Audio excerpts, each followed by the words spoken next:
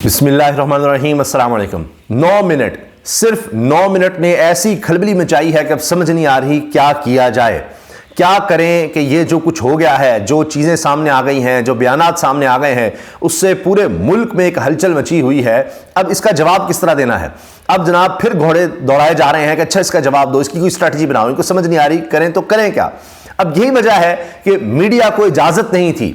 अब भी आप देखिए सिर्फ चंद साथियों को इजाजत मिल सकी कि जी इमरान खान साहब से जाकर बात कर सकते हैं, और जो सवालों जवाब हुए और जितना प्रोपेगेंडा हो रहा था वो सारे का सारा फारिग हो गया। एक और बड़ी खबर जो आई है तहरीक इंसाफ के लिए, बहुत बड़ी खबर आई है कि वाकई अब ताले टूट रहे हैं, बंद ताले खुल रहे हैं और अदालती अहकामात की वजह से हो रहा है। आखिरकार कहीं कोई रोशनी की किरण तो नजर आ रही है। अब आप ये देखिए, पाकिस्तान तहरीक इंसाफ का लाहौर में मरकजी सेक्रेटेरिएट अदालती बैलफ की मौजूदगी में खोल दिया गया। वज़ीर-ए-आज़म इमरान खान के नारे भी लग गए। ये देखिए अब आप कि वो कह रहे थे चेयरमैनशिप से हटाना है, तो यहां वकला है और उन्होंने नारे लगा दिए इमरान खान वज़ीर-ए-आज़म के। ये देखिए आप, ये बाकायदा अदालती बैलफ है और यानी अदालत के हुक्म पर ये आए हैं और इन्होंने ये ताला खोला है। ये जनाब बहुत बड़ा सबूत है कि जितनी कोशिशें हो रही हैं कि अब बल्ला नहीं होगा, बल्कि ये फैसला हो चुका है।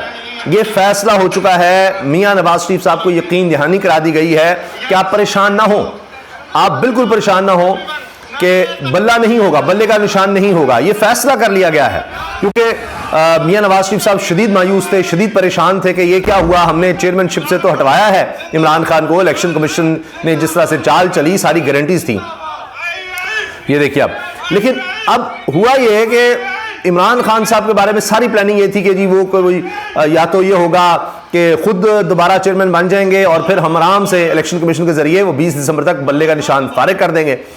अब इमरान खान साहब ने क्या किया कि जी अली गौहर को आगे किया। ये देखिए अब लोग मुबारकबाद दे रहे हैं, ये वकला है। ये दफ्तर बंद था, यहां पर अगर कोई होता था, कोई मुलाजिम भी अगर नजर आता था, उसको भी जनाब पुलिस उठाकर ले जाती थी। ये दफ्तर बिल्कुल बंद, कुछ नहीं हो सकता, कोई एक्टिविटी तहरीक इंसाफ नहीं कर सकती थी लाहौर में, यहाँ पे मरकजी सेक्रेटेरिएट में। और उसके जनाब देखिए आप किस तरह से ताले खुले हैं और उसके बाद क्या माहौल है, किस तरह से वकला ने यहाँ पर नारेबाजी की है और खुशी का इजहार किया है।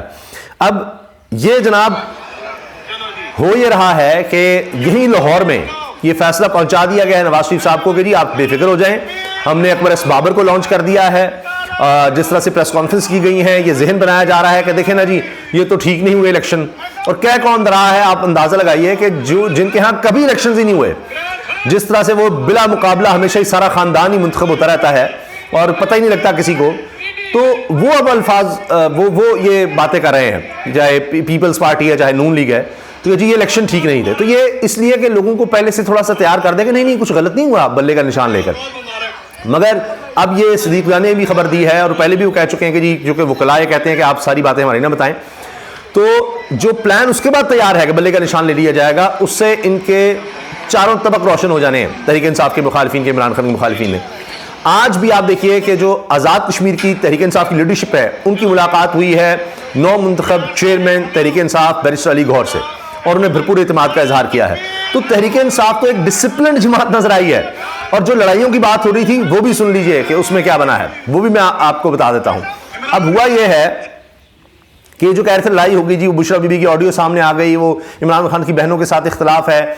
अब तकलीफ ये है कि जी उन्होंने अपनी अहलिया को, अपनी बहनों को, अपने किसी कजन को, किसी भांजे को, किसी और को, कोई किसी को आगे क्यों नहीं किया, अपने बच्चों में से किसी को आगे क्यों नहीं किया, ताकि हमारी तरह जिस तरह से हम चलते हैं उस तरह होता।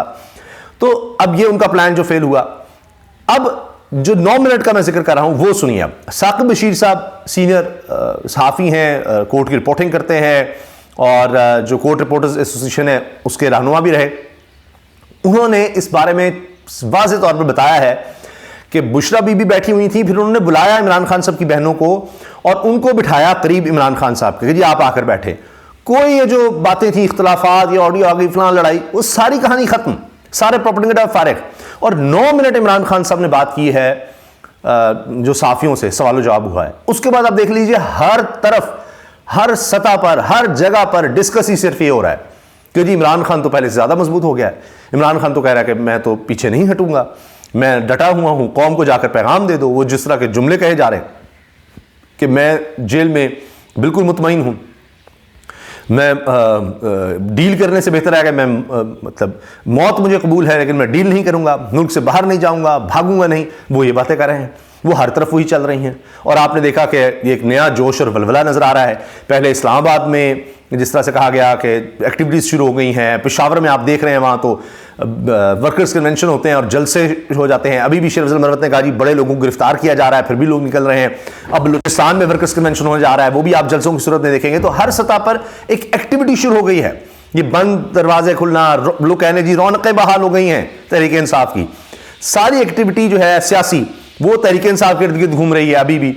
और ख़तरा यही है कि जी इनका हम कैसे मुकाबला करें। सारी जमातें मिल रही हैं। फजलुर रहमान साहब नवाज शरीफ से मिले हैं आज जाकर और कहा है कि जी हम साथ ही चलेंगे, हमारा और कोई यानी मामला नहीं बन सकता, किसी भी तरह से हम साथ होंगे तो शायद बचत हो जाए हमारी। वो वही मुलाकातें बड़े आपस में कह रहे हैं, कोई अवामी सतह पर कुछ नहीं, सिर्फ तहरीक इंसाफ को ज़ेर ताब रखा हुआ है जी इनको पकड़ो, इनको साइडलाइन करो, नहीं तो जनाब मेरे आने का फ़ायदा क्या है मियाँ नवाज शरीफ के ख्याल में कि जी फिर मैं आके क्या करूँगा। ये तो जो मुझे दोबारा गारंटी दी गई थी कि जी मैं ही वज़ीर आज़म बनूंगा, तो ये तो सारा शो फ्लॉप होता नज़र आ रहा है। और ये 9 मिनट की गुफ्तगू ने जो थरथली मचाई है, जिसमें उन्होंने कहा कि जी डोनाल्ड डू हो एम्बेसी के थ्रू उसको भी बुलाएंगे, जनरल बाजवा को बुलाएंगे कि ये जो साजिश सारी तैयार की गई ये सारी प्लानिंग के तहत हुआ, मैं डटा हुआ हूँ और इलेक्शन फिर भी हम जीतेंगे। देखिए ना, वो फिर भी उम्मीद दिला रहे हैं। और साकिब बशीर साहब ने कहा है बड़ी दिलचस्प बात, उन्होंने कहा कि 5 अगस्त से पहले यानी जब इमरान खान को गिरफ्तार किया गया उससे पहले, ये लोग मिलते रहते हैं, रिपोर्टिंग करते रहते हैं, इतना दिहाइयों का इनका तजर्बा, कहते हैं कि जी उससे पहले वाले इमरान खान में और आज के इमरान खान में मैंने कोई फर्क नहीं देखा, कोई मायूसी नहीं, कोई परेशानी नहीं है इसका मतलब है। और ये नहीं कि कोई दब गए हैं कि अब उम्मीद खत्म हो गई, पुरुमीद हैं, पुरजोश हैं। और उनकी ये जो गुफ्तगू है जिस तरह बाहर आई है, जिस तरह सारी शेयर हुई है, कहीं मजबूरन इलेक्ट्रॉनिक मीडिया को भी इस पर कुछ ना कुछ बात करनी पड़ गई है। अब नून लीग की तरफ से, दीगर इमरान खान से मुखालफिन की तरफ से आप देखिए कि एक शख्स जेल में है, उसका बयान साफियों के जरिए कोर्ट हुआ है, उसको अब काउंटर कैसे करना है सर पकड़ कर बैठे हैं। अब ये सोचा जा रहा है कि अच्छा अब ये कर सकते हैं कि अगली दफा हमारे सिर्फ साफी जो है ना, जो नून लीगी साफी हैं, जो ये पीडीएम के साफी हैं, उनके साथ जुड़े होते हैं, जिनको मरात मिलती हैं, जिनको सारा जनाब सिर्फ उनको जाने की इजाजत मिले, ये जनाब कोई इंडिपेंडेंट साफी ना जाए, ये कोई तरीका अपनाएं। अब इस तरह का सोचा जा रहा है। ये तक बात हो रही है कि अच्छा कोई पाबंदी ही लगा दें कि दोबारा से किस तरह पाबंदी नहीं लग सकती कि कोई जाए ही ना। और ये सिर्फ देखिए 9 मिनट की गुफ्तगू ने जितने बयानी बनाए थे, चाहे कि जनाब वो कोई डील कर रहा है इमरान खान, वो एक मैं देख रहा था इसी तरह ही, वो नून लीग के बड़े हैं कि जी वो जेल में ना कोई बड़ी अजीब प्लानिंग तैयार कर रहा है, फलां कर रहा है, ये कर रहा है, वो कर रहा है, तो उस पर जनाब ये पड़ा हुआ है डर के पता नहीं अंदर क्या कर देगा। फिर जो इख्तलाफात जी बहनों और अहलिया के दरमियान इख्तलाफात हैं जी वो फारिग हो गए। फिर ये कि ओहो बड़ी मुश्किल में है, ये तो पहले फारिग हो गया ना कि जी वो नशा करता है, फलां वो मांगेगा, ये करेगा, वो कह रहे मैं जेल में मुतमईन, और कोई खौफजदा है, घबराया हुआ है कि मुझे बचा लो, कुछ कर लो, नहीं जनाब, वो अभी भी कॉन्फिडेंट है, अभी भी वो इसी तरह से बातें कर रहा है। और बाहर जनाब शेर अफजल मरवत जो हैं वो बब्बर शेर बने हुए हैं, और वो खैबर पख्तूनख्वा के बाद बलूचिस्तान का रुख है, खैबर पख्तूनख्वा में भी लोगों के लिए केसेस के गिरफ्तारियों के बावजूद और अब बलूचिस्तान की तरफ मामला जा रहा है, और आगे नजर आ रहा है कि शायद ये पंजाब की तरफ भी रुख होगा। लेकिन यह है कि पंजाब में अब आखिरकार जो लाहौर पंजाब का दारुल-हुकूमत है, वहाँ पर ज़ाहिर कहा जाता है कि पंजाब में सीटें सबसे ज़्यादा हैं, तो उसकी भी अहमियत है। तो वहाँ का अब उनका सेक्रेटेरिएट आखिरकार खुल गया है, और अदालती अहकामात के बाद अदालत की तरफ से भेजा गया बैलेफ, उसके ज़रिए ये खुला है। तो ये भी एक बड़ी अचीवमेंट है, और शायद अब इससे दोबारा यहाँ इनके सेक्रेटेरिएट में रौनकें बहाल हों और दोबारा एक्टिविटीज़ तहरीक इंसाफ की यहाँ पर शुरू हो जाएं। क्योंकि एक्टिविटीज़ की पाबंदी के बावजूद आप देख रहे हैं कहीं कोई रैली निकल आती है, मोटरसाइकिल नौजवान निकल आते हैं, सर्वेज तो हो ही रहे हैं। जनाब शेखुपुरा में भी वो मियाँ जवेद लतीफ़ की चीखें निकल रही हैं, अकबर बाजवा एंकर हैं, उन्होंने जाकर वहाँ पर भी सर्वे किया है।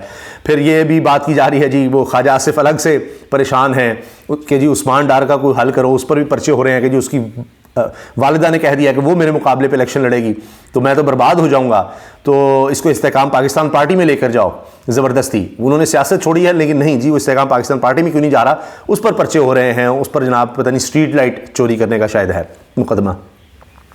इतना खौफ अभी भी इस मामले में इनको नज़र आ रहा है।